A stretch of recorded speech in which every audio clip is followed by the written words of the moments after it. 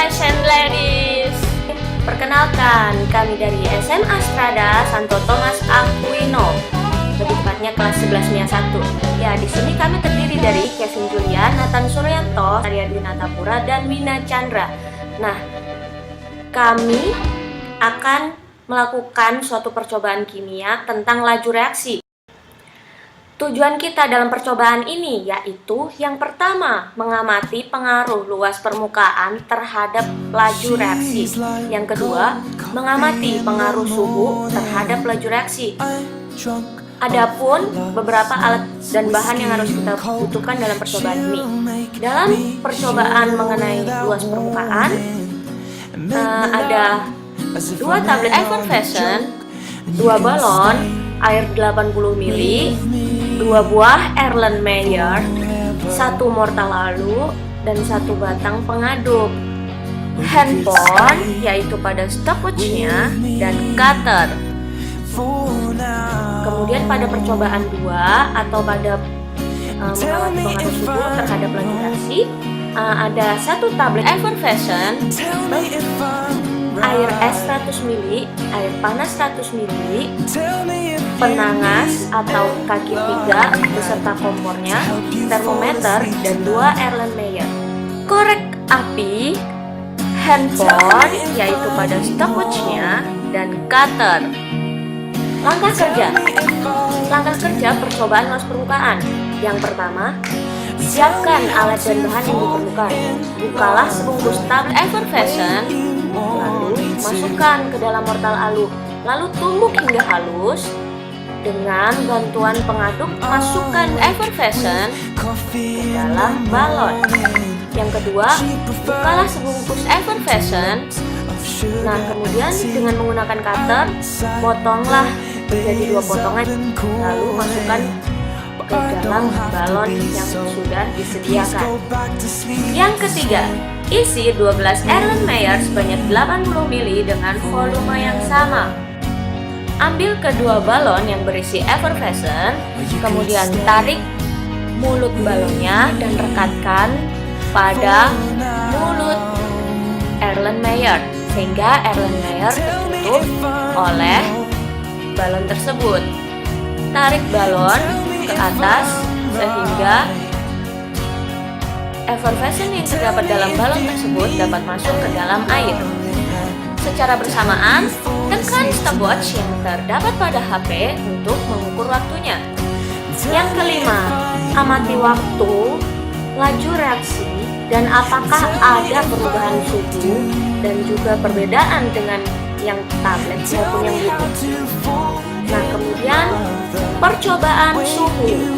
Yang pertama, siapkan alat dan bahan yang diperlukan. Isilah gelas Erlenmeyer pertama dengan air sebanyak 100 ml, kemudian letakkan di atas kaki 3, lalu nyalakan sumbu kompor dengan korek api. Letakkan di bawah kaki 3, kemudian panaskan air hingga mendidih, kurang lebih 100 derajat Celcius, dan kami menggunakannya 100 derajat Celcius. Untuk memastikan, hitunglah suhu dengan bantuan termometer. Yang kedua, isi gelas Erlenmeyer kedua dengan air es sebanyak 100 ml. Bukalah sebungkus tablet effervescent, kemudian bagi menjadi 2 bagian. Bagian atau potongan tersebut masing-masing dimasukkan ke dalam 2 balon. Tarik permukaan mulut balon dan tutupi bagian mulut gelas Erlenmeyer-nya. Yang ketiga, pada saat yang bersamaan, tariklah ujung balon sehingga isi balon yang berupa effervescent masuk ke dalam gelas Erlenmeyer yang berisi air es dan air panas itu. Yang keempat, dengan bantuan stopwatch, hitunglah waktu yang diperlukan hingga effervescent dapat larut dalam air. Kemudian amati apa yang terjadi pada kedua reaksi tersebut. Apakah ada perubahan suhu yang terjadi? Hasil percobaan. Yang pertama, percobaan pengaruh luas permukaan menggunakan effervescent yang berupa tablet. Satu buah tablet yang dibagi menjadi dua bagian memerlukan waktu 2 menit 25 second atau 145 second hingga effervescent larut dalam air. Balon akan mengembang. Hal ini disebabkan karena effervescent yang dilarutkan dalam air menghasilkan gas nitrogen hingga balon bisa mengembang. Effervescent berupa bubuk memerlukan waktu 1 menit 41 sekon atau 101 sekon hingga larut dalam air. Dalam percobaan ini, balon yang digunakan juga mengembang.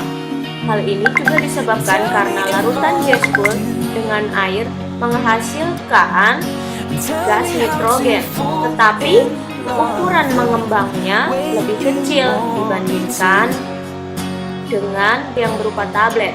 Hal ini disebabkan karena kandungan nitrogen lebih sedikit karena gas pool sudah dijadikan bubuk. Percobaan yang kedua, percobaan pengaruh suhu.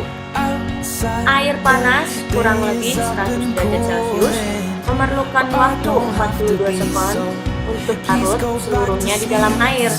Balon yang digunakan untuk menutup mulut gelas juga mengembang dengan cepat dan besar karena nitrogen yang dihasilkan.